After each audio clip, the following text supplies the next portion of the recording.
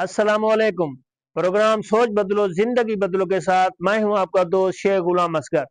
कि मोहम्मद से वफा तूने तो हम तेरे हैं, ये जहां चीज है क्या लहो कलम तेरे हैं। ये वाक़या है 1932 का। इराक का बादशाह शाह फैसल अव्वल अपने महल में सोया हुआ था कि उसे आवाज सुनाई दी कि हम रसूलुल्लाह सल्लल्लाहु अलैहि वसल्लम के साहबी हैं, हमारी कबूर दरिया दजला के साथ है, वहां पानी दाखिल हो रहा है, हमें वहां से किसी और जगह मुंतकिल करो। पहली रात, दूसरी रात, तीसरी रात भी बादशाह शाह फैसल अव्वल को ये आवाजें सुनाई दी, लेकिन उसने तवज्जो ना दी। चौथी रात यही आवाजें इराक के मुफ्ती आजम नूरी सईद पाशा को जब ख्वाब में सुनाई गई तो वो चौंक कर उठे और सीधे बादशाह के पास आए और सारा माजरा सुनाया। तो बादशाह शाह फैसल अव्वल कहने लगा, 3 दिन से मुझे भी ये आवाजें सुनाई दे रही है। तो फिर मुफ्ती आजम से पूछा कि अब क्या करना चाहिए। तो मुफ्ती आजम ने कहा कि इन मुकद्दस हस्तियों को उनकी कब्रों से निकाल कर किसी और जगह मुंतकिल करना चाहिए। तो बादशाह ने कहा कि आप फतवा जारी करें, मैं इस पर अमल करता हूँ। मुफ्ती आजम ने कब्र को खोद कर वहां से मुकद्दस अजसाम को निकालने का फतवा दे दिया। तो ये फतवा जब अखबारों में आया तो पूरी दुनिया में आग की तरह फैल गया। आलम इस्लाम ये मंजर अपनी आंखों से देखना चाहता था। तो बादशाह वक्त ने ये तजवीज किया कि ईद कुर्बान के दिन इन मुकद्दस हस्तियों के अजसाम को कबूर से निकाल कर किसी और जगह दफन किया जाएगा।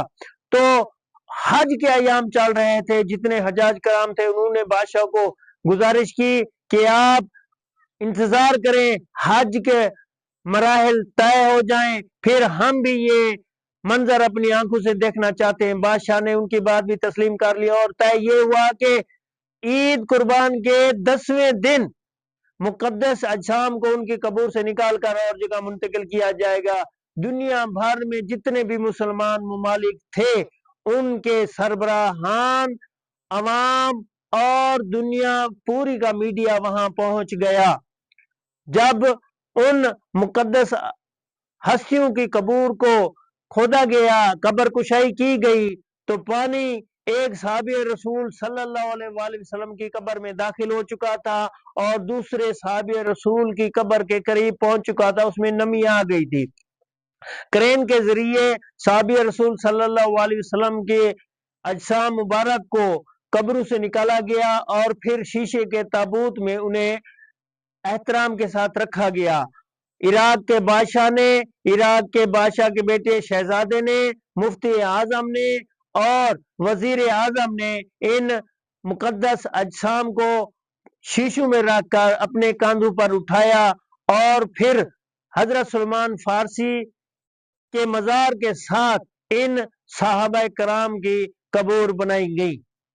वो दो साहबा कराम जो दरिया दजला के साथ दफन थे, उनमें से एक का नाम हजरत हुजैफा बिन यमान और दूसरे साहबी रसूल सल्लल्लाहु अलैहि वसल्लम का अब्दुल्ला नाम बिन थे जाबिर थे।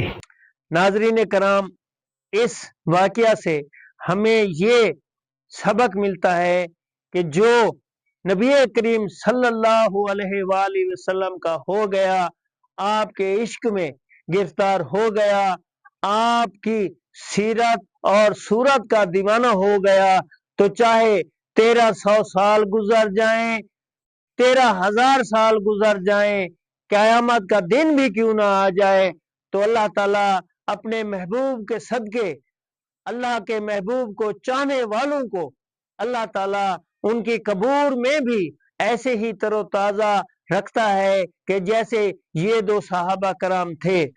देखने वालों ने देखा कि अभी उनके कफन भी मैले नहीं हुए थे और दाढ़ी मुबारक से खास किस्म की चमक आ रही थी और आंखों की चमक ऐसी थी कि जिसे देखने वाले बर्दाश्त नहीं कर रहे थे। ना जिस्म मुबारक पर कोई आंच आई, न कफन मुबारक मैला हुआ, वैसे ही तरोताजा जैसे कि कुछ दिन पहले दफन किए गए हों। इसीलिए तो कहा जाता है, जमीन मैली नहीं होती, जमन मैला नहीं होता, मोहम्मद के गुलामों का कफन मैला नहीं होता। आपसे गुजारिश है کہ ہمارا جماعت اہل سنت کا آفیشیل پیج لائک اور فالو کیجئے۔ اللہ تعالی ہم سب کا حامی و ناصر، والسلام۔